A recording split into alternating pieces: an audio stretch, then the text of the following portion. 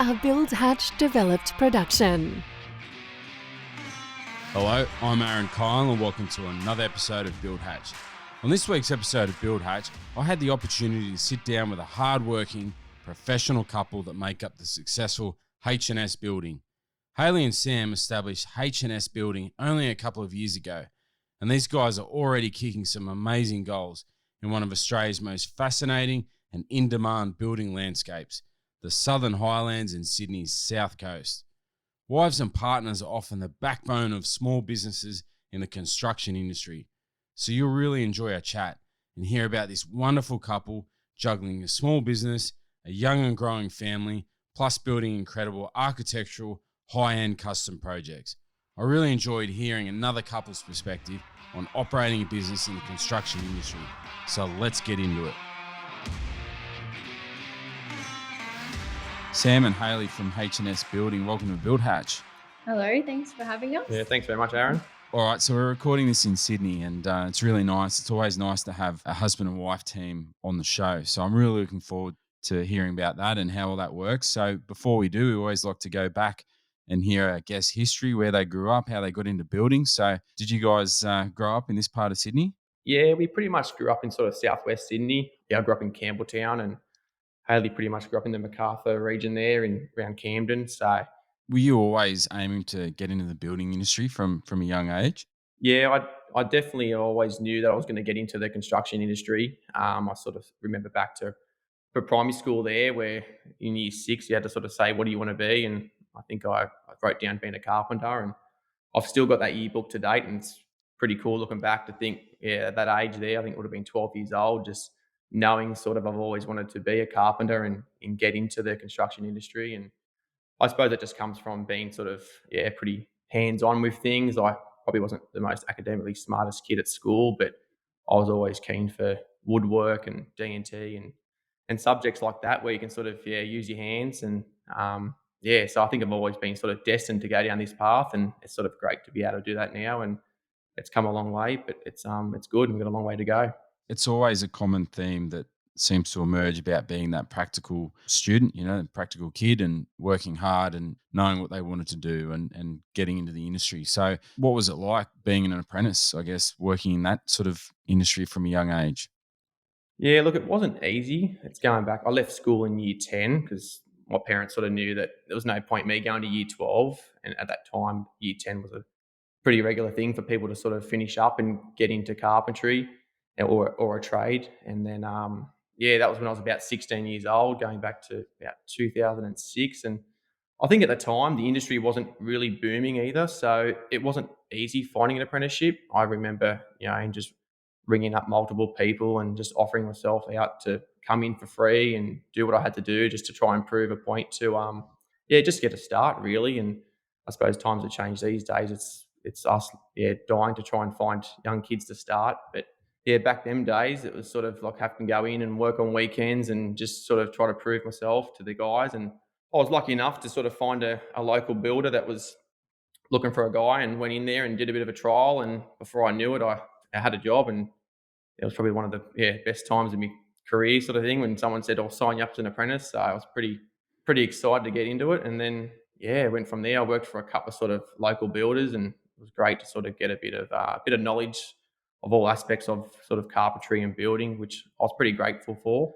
Getting towards my 3rd and 4th year in my time, I was pretty eager to sort of get out and do my own thing. I was sort of looking forward to being a tradesman, and then the day came to get signed off, and the next thing was straight away, what can I do? What can I start my own thing? And pretty much at the age of 20, I think I started off a carpentry-based business there and got a couple of apprentices, and away I went down that path. So did that happen straight away, like having apprentices working for you, or did you just go out on your own initially? Yeah, I pretty much was in a position where I had to sort of, just jump into it in the deep end and make it happen. And I think at the time I sort of had to bring up a few mates and say, hey, you want to be a carpenter? I need to get some guys. I've got a couple of jobs already lined up. So I sort of hired a few mates at the start, and it worked well. We had a bit of fun on site, and as time went on, I sort of, and slowly sort of grew the team and found the right guys. But yeah, some of the good days back then.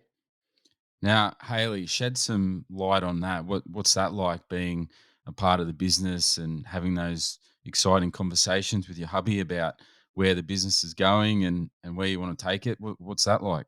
Yeah, I think both of us actually work really well together. I think at the start, when we sort of decided to do our own thing together, a lot of people had some things to say, sort of working alongside your husband and your wife. But I feel like we definitely share the same vision for everything. And if one of us comes up with an idea, we're normally on the same page with it. So yeah, we don't really sort of disagree much when it comes to business. I mean, we have disagreements like anything other husbands and wives do. But when it comes to business, I feel like we're definitely on the same page with things. I'm pretty grateful that I sort of trust Hayley sort of doing her part, and I know that she does that really well, and I sort of just stick to construction and stick to building everything. And I know that she does all the bits and pieces behind the scenes to make it all look wonderful and do all the emails for me because I'm no good writing emails, so she takes over that department. And but yeah, it's like Hayley mentioned, it was at the time a lot of people said, "Oh, you got to be careful. You're working with your wife. It's going to be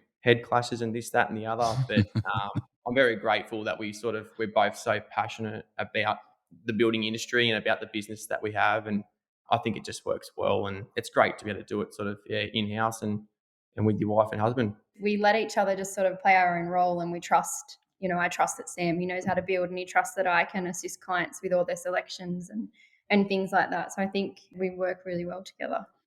Yeah, I think it's also like it sounds exciting as well, where, it's a bit like planning a family, as a couple, you kind of planning the business. Because at the end of the day, the business is like having a child, as you guys know, like it throws tantrums sometimes and it doesn't always obey and can occasionally bite as well. So it's about, I guess it's trying to have that disciplined approach and planning and having those discussions as well. So it's always a unique attribute being able to run a business as a couple and a family as well. Yeah, that's it. So you're well known in the Southern Highlands area and doing some really nice, beautiful custom homes on the coast as well. So you're in a great part of the world. COVID's been very kind to that part of Australia. Lots of people wanting to take, I guess, a bit of extra pride and add a lot of value to their projects and living spaces in those areas. So what's it like building those projects? It's definitely, like you said, a great part of the world where we're pretty lucky that a lot of our sites we work on, they're sort of larger blocks of land, and especially the ones down the Southern Highlands, we're sort of working on 1 or 2 acre blocks. So we've got plenty of room around the sites and to navigate all the deliveries and bits and pieces. And then our projects down the South Coast, it's sort of, it's a great part of the world where you can head down there and you're looking out in the oceans, and it's always a bit of a good vibe down there, people out and about, and the weather's always sort of quite nice apart from the wind sometimes. But yeah, we're pretty grateful to be living locally to be able to build in some great places. Do you find a lot of people are wanting that extra time and effort with their build? Like they want that early input from builders such as yourselves to get involved early with those projects and come to you for some of that early advice? Yeah, I think so, definitely. When the client sort of inquires with us, we try to be a part of it from as early as possible we can, so we can really get an understanding of what their needs and their budget are, and try and align that up with a design that's going to work with them. Yeah, we definitely do prefer to start early with our clients so we can be full part of the whole process. And look, some people do come with us with plans that are already approved and ready to go, and that's completely fine. But I feel like the longer we're a part of that pre-construction sort of phase, it gives us a really good understanding, and we can really sort of nail down what they're after, what they want, and how they want to do it. Yeah, look, it's definitely a common theme that's emerging, that's for sure. And it's true when architects are actually saying that as well, when they're saying, look, we're not really interested in going down the tender path at the moment. We want to stick to our guns and interview a couple of builders, and then we're going to choose Sam and Hayley because we liked what they did in that first meeting, or we liked what they said, or they made that extra effort to come see us and spend a bit of time up front. So we're going to choose you guys. And I think that's definitely a common theme that's going to continue for a while, I'd say. Yeah, I think so. It's probably the best way to do it. I think the days have gone now of going to an architect and then getting plans done, then trying to shop around to different builders, because most of the times their budgets aren't aligned with their design. So it's definitely nice when people come in, sit down with us first, and then we can sort of understand what they want, direct them to an architect that's going to sort of be able to draw up what their inspiration is, and then work closely along with the architect and with the owners to come up with something, and then we get it all submitted, and normally away we go.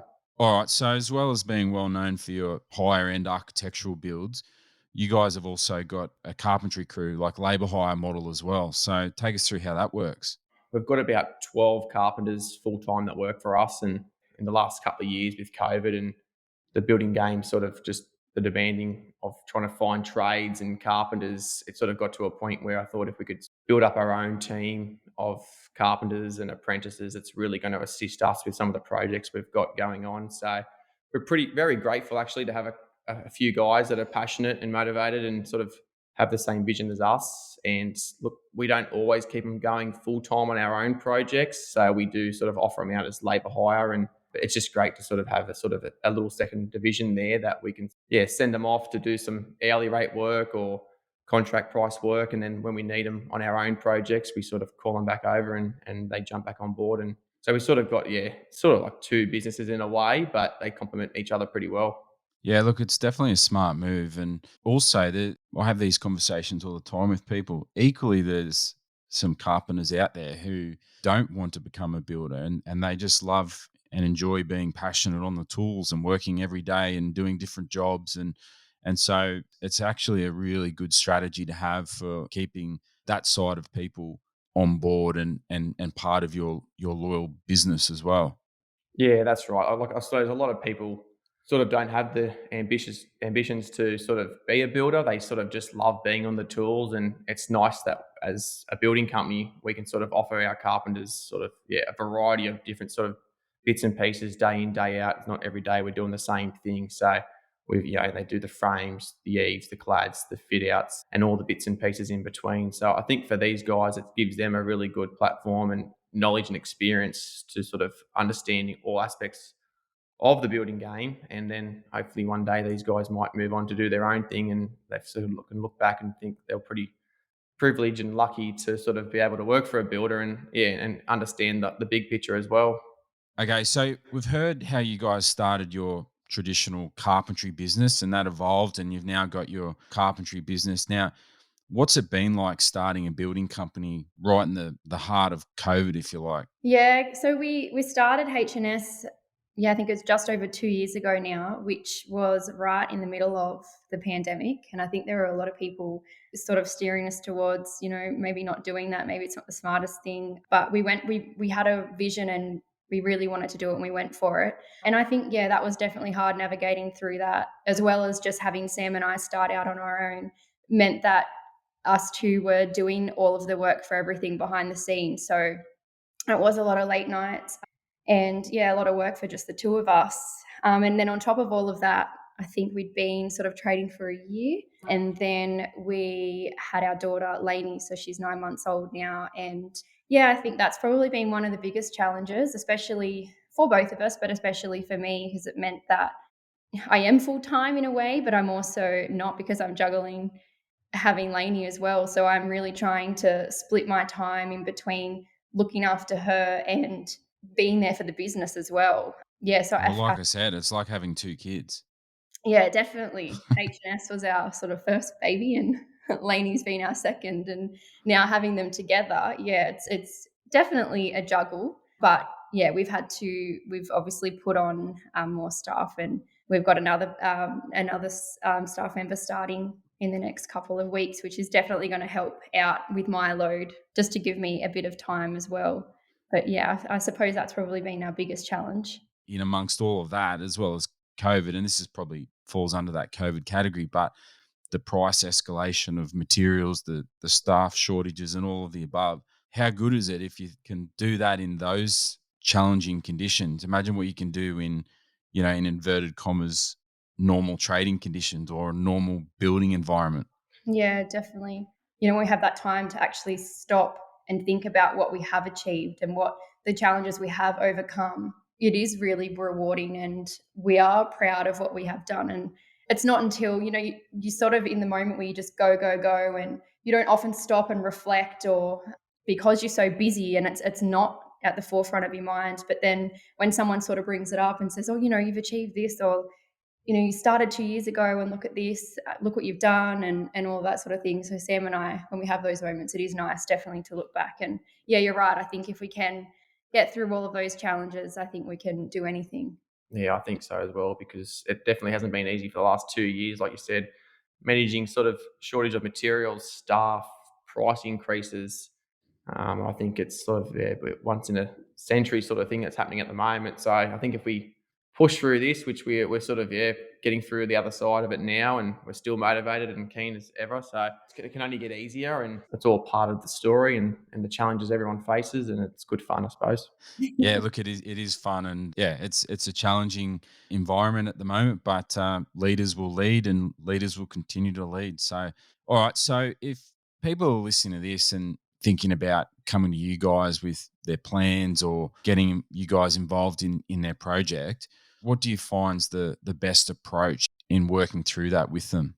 Obviously, the earlier the better we can get involved with the clients, like I was saying before. But yeah, they normally will reach out to us through social media or give us a phone call or something like that. And then I always like to try to arrange a bit of a time for a catch up, understand what they're trying to achieve, and if we can assist them, and yeah, try to align ourselves up in that way. And then we sort of get an idea of what they're after, and then we sort of hopefully progress to sort of going down quotations and tenders and stuff like that, and package it all up and sort of go through that process.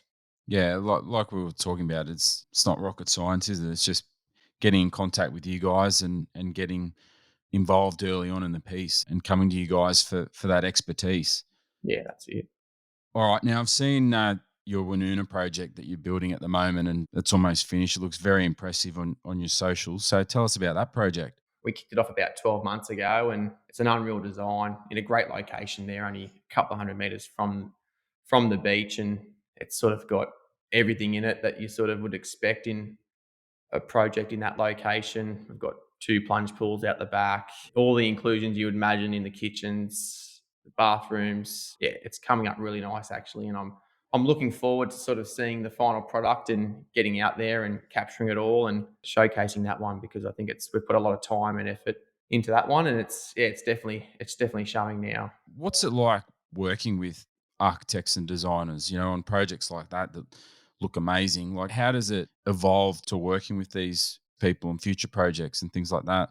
Yeah, I think it's great working with the architects because they put a lot of time and effort into each of the projects they're working on. And since having this Woonoda project going, it's sort of opened the doors up for us down the south coast there. And we've got another one we're just kicking off now in Corrimal, which is another high-end luxury duplex. And the architect we're working with there is Joel from DeBu Studios, and he's so passionate about what he's designing and what he's putting out there. And it's great to work alongside these guys because they sort of want to be there for the whole journey as well. They don't really just want to spit a plan out and see you later. Like, he wants to sort of be able to drive past and see the construction going up and come on site for the site meetings and see it coming together. And he wants to sort of be proud when he's sort of driving past when it's all complete as well. So it's definitely great working with some of these architects who sort of definitely want to be part of the whole journey, not just the design stages. They want to get involved with construction, and definitely at the end there, we try to get them all to come through and see the finished product, so they can, because not often they get to come through and see it all complete. So it's definitely great working with some of these architects. I love nothing more than hearing and seeing, and I've been involved in projects where the whole firm, 20 plus architects and designers, including admin staff, you name it. So they come out and they come through the site and they have a bit of a look at it, and they give you constructive feedback, or they sit back and admire, like the whole, like you said, the whole bells and whistles when they can all come out and experience firsthand. They love nothing more than seeing their work actually get converted to something built on site. Yeah, 100% there. It's the common feedback we get from some of these architects and designers is they just love seeing it being executed the way they imagined and what they obviously drew and the specs they drew it to. So it definitely makes them feel good to see a builder deliver the product the way they thought, and it's rewarding for everybody. It is. And people actually don't understand, or they forget, a project that someone's designed pre-COVID was, say, it might take 2 years for, say, average residential nice home. That's probably 3-4 years now you're looking at from concept, approval, everything's been slowed down. So, and then if you take into account out of how many jobs that actually get designed do go on to get converted to a built product on site, sometimes can be around 50%.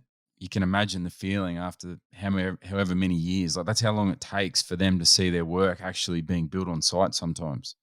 Yeah, you're definitely right there. And it's the sort of the common feedback we're getting from some of these architects is that, yeah, they may draw 80 sort of plans a year, but then only a handful will go to site. So I suppose it's definitely nice for them to see the ones that go through to the end and, like I said before, yeah, be executed the way they thought, because they put so much time and passion and energy into designing these. And it's great to be involved with some of these guys who are so passionate about the design, and we're so passionate about the building and the interiors. So it's nice to be able to execute, and everyone's happy at the end of the day. And it's also about coming to you guys early on in the piece and having that feedback as well, because it's definitely a challenge at the moment. There's definitely people whose projects aren't getting converted to built on site because property prices are being taken into account now. Whereas for the last couple of years, no one really cared. It was just the price is going to go up in value, so I'm happy to pay it. So it's definitely a key advantage, particularly now more than ever, to get in early and come to builders such as you guys with their plans. Like you said before, it is a long process. The days have gone from when you think you could get a set of plans drawn up and go to council and away you go, in 2 or 3 months later. It's definitely, you find from the time you sort of make the first consultation to maybe starting on site could be 12 to 18 months, and that's everything going nice and smooth. So yeah, it's definitely not a quick process anymore, but I think some of these projects deserve to have that time just to make sure everything is right and we've got everything cross-checked before we go to site, to ensure that, yeah, the construction of it all comes together the best possible way, especially with navigating everything with materials and stuff like that. Everything just needs to be a little bit more organised, and yeah, lead time's a little bit longer, but we're all adapting to these changes now, and it's probably the new norm going forward. Yeah, it's that proper planning approach, I think, that'll remain. Now, there'll be a lot of people that are listening to this who are also husband and wife teams, or running a small business like you guys. I thought maybe it'd be a good idea to get a bit of insight into the type of meetings you guys have in your business, and how often you have them and how you sort of structure those meetings. So, like, what sort of meetings do you guys have in your department or within your team? We have a weekly meeting every week on a Wednesday with our entire team. And that's where we sort of run through each project. We go through what's needed to be done, what's complete, where we're moving forward with it. And then obviously Sam and I have sort of informal meetings quite often, and they can just happen at any time, at any day. But yeah, so our team meetings are weekly. And then obviously the following week, we then address sort of what we've been through that previous week, and then the extra things that are needed to be done for each project. I think it is pretty crucial having these once a week catch ups, because yeah, it's pretty crazy out there. And if you don't get the time to sort of sit down and go through all the items and the jobs that we've got, you can sort of lose track pretty quick. And I find that if you're sort of just out on the road all day and don't get that time to sit down and nut it all out, you lose your efficiency during the days. So it's great that we catch up that once a week and we all sit down and map out what we're doing, where we're going, what issues have we got, where do we want to go. And it's great for the whole team, and the project manager, the girls in the office. It just allows everybody to be on the same page, and it probably saves time during the week by going back and forth with phone calls and emails, because we all know our role and we catch up every 7 days, so we know what we're doing. And do you have it like at a certain time of day? Yeah, we try to make it sort of a 9 a.m. on a Wednesday morning, and we try to think.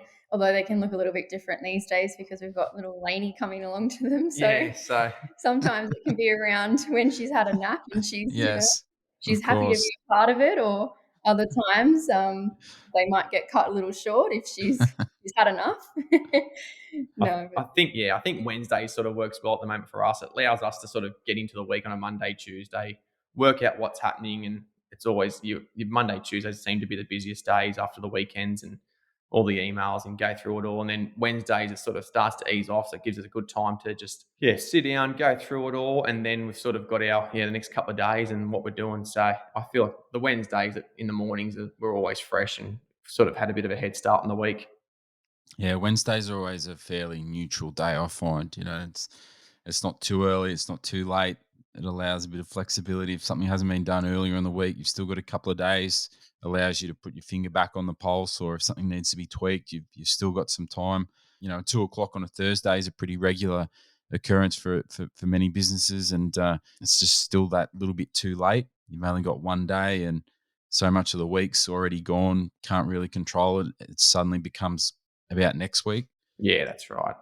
We talked about you guys, having those early plans in the beginning, and what's it like looking back? We've gone through a challenging trading environment, and you've got a little one, and when you reflect or get time to reflect, if you like, and see where it's been and where it's heading now.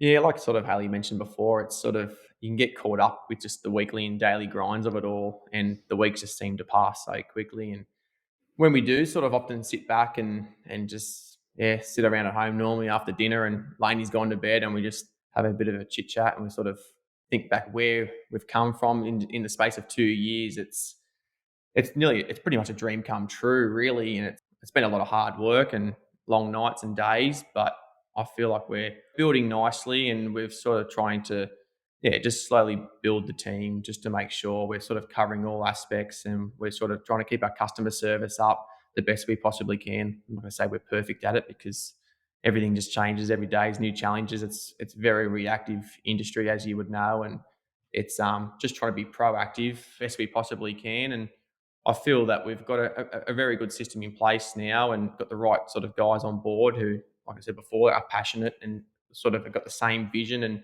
same motive as us, which it's hard to find that sort of team members these days. So we're very grateful for the team, and we're definitely going down a nice little avenue now. I mean, isn't it an amazing feeling when you do get one day and everything just went to plan? It's 6:00 p.m. and the day actually went to plan. There weren't too many challenges that you weren't expecting. Everything seemed to happen, and you think, wow, it was a good day. Yeah, definitely. It's sort of when them days do happen, you think something's wrong, because you just think, how can everything be going so smoothly? And it's probably the way it should be, but for like the last couple of years, with all the challenges we've had, we've sort of just become immune to it all, and just understanding that it is relentless some days, but them days are great, and they're the ones that really make it worthwhile. And I'm sure these days will sort of come back more regularly, but at the moment, when we do have them, it's nice to make the most of it, because it is a good feeling. All right, so people listen to this and want to reach out and get into contact with H+S Building. What's the best way to go about it? I think the best way normally would just be through social media. Our Instagram, we're pretty active on Instagram. So all our details are on there. We've got a website as well, or phone calls. I love a phone call. I think it's always great that first initial chat when someone calls up is always great. I think it's great when a client rings up and you get to hear their voice, and you get a really good insight into who they are just by having a nice conversation, good old authentic conversation with someone. Yeah, definitely. I'm a bit old school like that. I do prefer the phone calls. It's always great to kick things off and have a bit of a chat, and then back it up with some emails, and then normally a meeting. But either way, I suppose some people prefer the emails, and we go from there. Normally go through an email and into a phone call, but either way, we're pretty flexible. All right. So what's in the future for Sam and Hayley from H+S Building? What's the future direction for your building company? Yeah, we're definitely sort of going down that more luxury, high-end architectural builds at the moment. We've been pretty grateful that we've had a couple of them in our pipeline now, and I think that's really just showing people what we can do and what we're capable of doing, and it's just giving them confidence that we can execute to a high standard. So we're definitely pushing down the line now of South Coast, Southern Highlands, acreage properties, coastal properties. And we've taken on second story additions, extensions, renovations, and obviously new builds is probably our bread and butter, but we're definitely open to anything, because we're a pretty adaptable building company. But we're definitely working down them in them regions, and building some beautiful homes, which is nice to be a part of. One of the, I guess, things that stands out straight away from sitting down here and talking to you guys is the passion is shared between you both. You know, you're both aligned, you're both genuinely interested in turning these projects into built masterpieces. So you can definitely sense that. So I think that's probably one of the, you know, the nicest things about you guys is how you both want to genuinely build these people's projects. And they're not just projects, they're homes, and you know, people value those spaces, and definitely comes out in sitting here getting to talk to you guys. Yeah, I think that's definitely one thing that I'm very grateful that me and Haley are both very passionate, and we treat every project as if it was our own home, and we really sort of buy in to what our clients are looking to do. And we only do take on a limited number of builds each year just to make sure we can sort of understand the ins and outs of everything. We don't like to sort of just take things on and spit them out. We like to understand all the ins and outs of what they're doing, and then we sort of very passionate about what we do as well. So we build these projects. I feel like I'm building another house for myself again because we get so in depth with everybody in the project, and yeah, it's nice. I just sort of have that passion for building, and it's nice to be able to live my dreams and be able to execute. Yeah, look, I think we've covered a lot of ground, and a couple of key things that stand out with you guys is we discussed that a lot of people who say working as carpenters or any form of trades, they're in and out, or they might be there for a couple of weeks and then come back down the track. Whereas a builder such as yourselves, you're committed with that client, that relationship for 12 months now. It could be longer. It's a long time to be involved in a relationship. You know, we talk about these transactions that happen all the time. They're long-term relationships, which some personal relationships don't last that long. So to actually have that ability to take that relationship and keep it going until the project's finished and beyond, it does take a genuine commitment, doesn't it? Yeah, you're definitely right there. And even the way you said relationship, it is a relationship with these clients that we build. They're not just a client. We do, yeah, build a genuine friendship relationship throughout the build. And it's nice to be able to do that with these guys. It just sort of adds that sort of personal touch to it all, and they can understand that we've obviously got the same vision and passion they do, which is always reassuring for them. Well said. And you're extremely lucky to be building in this beautiful part of the world, the Southern Highlands and south coast of Sydney here. So it's been really nice to get to know you guys. Sam and Hayley from H+S Building, thanks for coming on to Build Hatch. Thank you for having us. Geez, thanks, Aaron. Well, that was another Build Hatch episode with Sam and Hayley from H+S Building. Like I said at the start, it's very inspiring hearing about the couples that make up small businesses in the building industry. So I really encourage you to check them out. As usual, if you know a hard worker having a go in the construction space or a building related business, person or product where you love what they are doing or selling, then please do get into contact with us and we'll be more than happy to tell their story and get behind their goods or services on the Build Hatch marketplace. Our team are busy rolling out independent sellers on buildhatch.com as we speak. So stay tuned for more and more products and services as they onboarded. As usual, please check out our Instagram page and other socials where you'll be able to learn more about our guests and some of the features of the work that we talk about. Have a great week, and you'll hear me again on the airwaves next week. Thanks for listening to another episode of Build Hatch. You have experienced a Build Hatch developed production.